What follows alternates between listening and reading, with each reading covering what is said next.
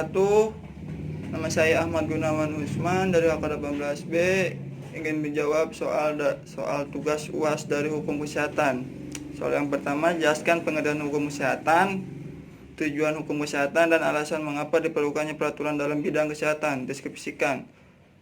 Hukum kesehatan adalah semua ketentuan hukum yang berhubungan langsung dengan pemeliharaan atau pelayanan kesehatan dan penerapannya. Hal ini berarti hukum kesehatan adalah aturan tertulis mengenai hubungan antara pihak pemberi pelayanan kesehatan dengan masyarakat atau anggota masyarakat. Tujuannya menyebarluaskan dan meningkatkan pemahaman mengenai hukum kesehatan dan pelayanan rumah sakit di kalangan tenaga kesehatan dan fasilitas kesehatan rumah sakit. Meningkatkan kesadaran hukum pemberi dan penerima jasa pelayanan kesehatan agar mengerti dan hak dan kewajibannya. Soal nomor 2, apakah pengertian sehat menurut Undang-Undang Nomor 36 Tahun 2009 tentang kesehatan? Menurut pendapat pribadi, seorang dikatakan sehat itu seperti apa jika dihubungkan dengan Undang-Undang Kesehatan? Kesehatan adalah kesadaran sehat baik secara fisik, mental, spiritual maupun sosial yang memungkinkan setiap orang untuk hidup produktif secara sosial dan ekonomis. Dan menurut saya, sehat itu keadaan sejahtera dan beda dan badan dan jiwa sosial. Dilihat soal nomor 3, dilihat dari kacamata hukum, hubungan pasien dengan dokter termasuk dalam lingkup hukum perjanjian. Perjanjian seperti apa yang dimaksud dalam hukum kesehatan? Jelaskan. Yaitu perjanjian terapeutik adalah perjanjian antara dokter dengan pasien berupa hubungan hukum yang melahirkan hak dan kewajiban bagi kedua belah pihak.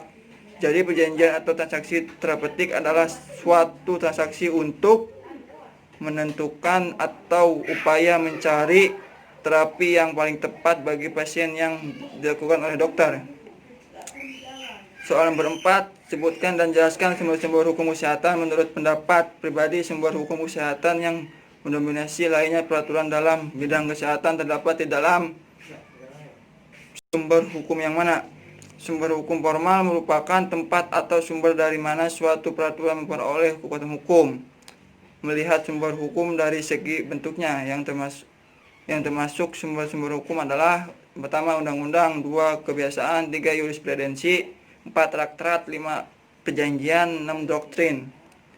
Soal nomor 5, jika Anda seorang pengacara, hal apa yang akan Anda lakukan dalam menangani kasus pelayanan BPJS? Hubungkan dengan peraturan undang-undang yang berlaku di Indonesia tentang jaminan kesehatan nasional atau BPJS. Seharusnya BPJS bisa digunakan di seluruh rumah sakit atau seluruh klinik yang ada di Indonesia, tidak hanya 15 klinik yang hanya kerja sama dengan BPJS saja. Karena berdasarkan Undang-Undang Nomor 24 Tahun 2011, BPJS akan menggantikan lembaga jaminan kesehatan yang ada di Indonesia, PT Akses yang menjadi BPJS Kesehatan, dan Jam Sostek menjadi BPJS Ketenagakerjaan. Jadi tidak sinkron jika BPJS hanya bisa dipakai di rumah sakit tertentu. Soal nomor 6, apa yang dimaksud dengan aborsi? Sebutkan dan jelaskan macam dari aborsi.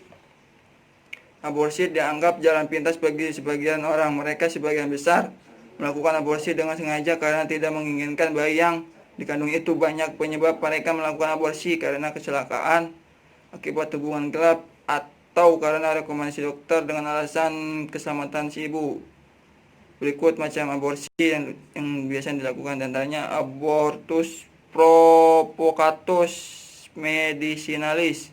Tindakan aborsi yang dilakukan karena alasan kesehatan si ibu hamil tidak dapat melanjutkan kehamilannya. Misalnya si ibu menderita penyakit jantung. Jika kehamilannya tetap dilanjutkan, akan terjadi penambahan beban kerja jantung sehingga sangat membahayakan keselamatannya.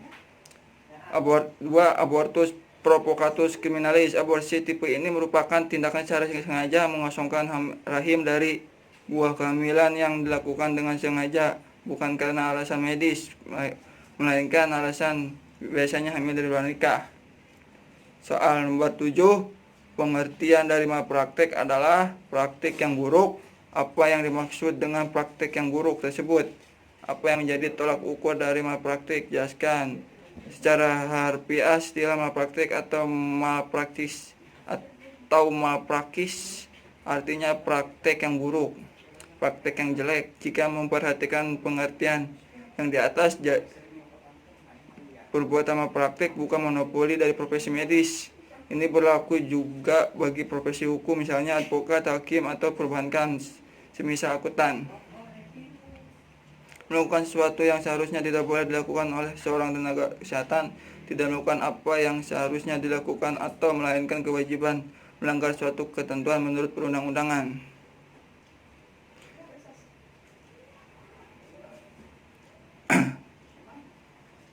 Dengan sengaja, dolus forsas interstitusional yang dilarang oleh peraturan perundang-undangan, seperti dengan sengaja melakukan abortus tanpa indikasi medis. Entansia, memberikan keterangan medis yang isinya tidak benar, tidak dengan sengaja, atau karena kelalaian. Soal nomor 8, sebutkan dan jelaskan macam dari malpraktik beserta masing-masing contohnya. Malpraktik perdata sipil. Malpraktik perdata terjadi jika dokter tidak melakukan kewajiban janji, yaitu tidak memberikan prestasinya sebagaimana yang telah disepakati. Tindakan dokter yang dapat dikategorikan sebagai malpraktik perdata antara lain: tidak melakukan apa yang menurut kesepakatan wajib dilakukan, melakukan apa yang disepakati dilakukan tapi tidak sempurna, melakukan apa yang disepakati tapi terlambat. Malpraktik pidana terjadi jika perbuatan yang dilakukan maupun tidak dilakukan berupa perbuatan positif, melakukan sesuatu, maupun negatif, tidak melakukan sesuatu, yang merupakan perbuatan tercela. Contoh malpraktik pidana dengan sengaja adalah melakukan aborsi tanpa tindakan medik. Terus 2, mengungkapkan rahasia kedokteran dengan sengaja. Soal nomor 9, apa yang dimaksud dengan eutansia? Sebutkan dan jelaskan jenis dari eutansia.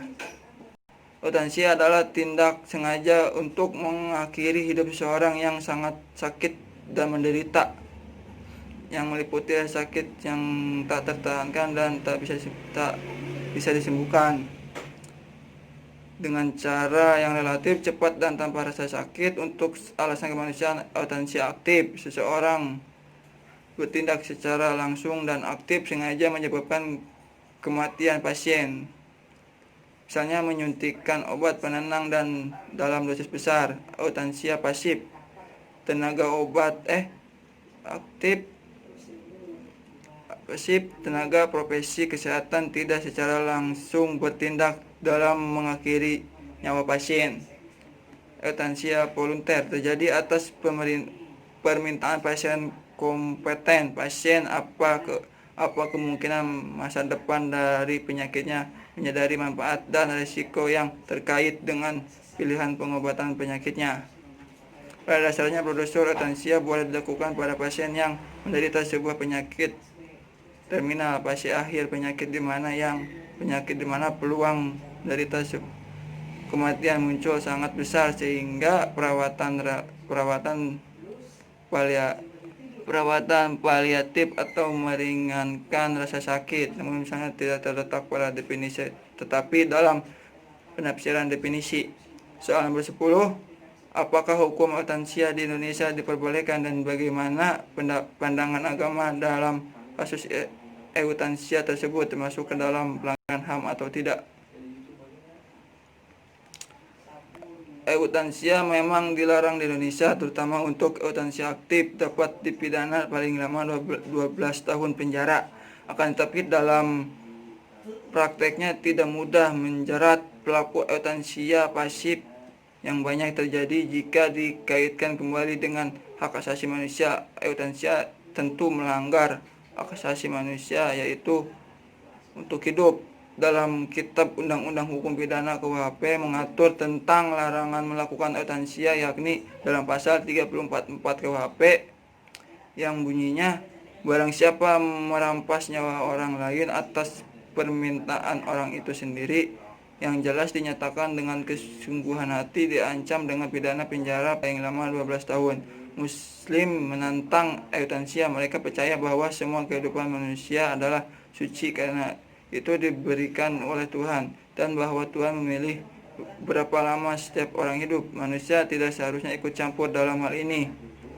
Dilarang bagi seorang muslim untuk merencanakan atau mengetahui sendiri waktu kematian sendiri terlebih dahulu. Sekian dari jawaban saya. Assalamualaikum warahmatullahi wabarakatuh.